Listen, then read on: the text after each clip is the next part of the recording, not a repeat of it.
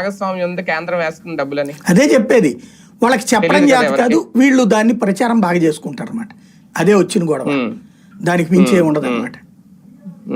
ఒక రకంగా అంటే మోడీ రికార్డుల పరంపర బీజేపీ వల్ల వచ్చిందా, మోడీ వ్యక్తిగతంగా ఆయన ఆలోచనలు, ఆయన విజనరీ, ఆయన విజన్ ఇంత దాకా తీసుకొచ్చింది? బీజేపీ అవకాశం ఇవ్వడం వల్ల వచ్చింది అది.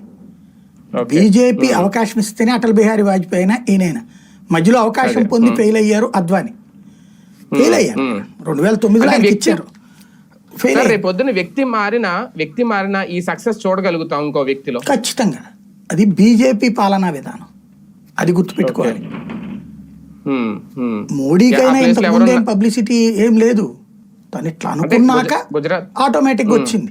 గుజరాత్ ముఖ్యమంత్రిగా ఉన్నా తనని ప్రధానమంత్రి చెయ్యాలనుకుంటాం బిగిన్ చేశాక ఎక్స్పోజర్ బిగిన్ చేశారు అతనికి. నెక్స్ట్ ప్రధానిగా చేద్దాం అనుకున్నప్పుడు ఎక్స్పోజర్ బిగిన్ చేశారు అతనికి. అది నచ్చక అతన్ని దెబ్బ కొట్టడానికి పార్టీలో చాలా కుట్రలు జరిగినాయి. ఆయన తట్టుకుని నిలబడ్డాడు ఆయన. రేపు అయ్యే జరుగుతాయి అన్నమాట.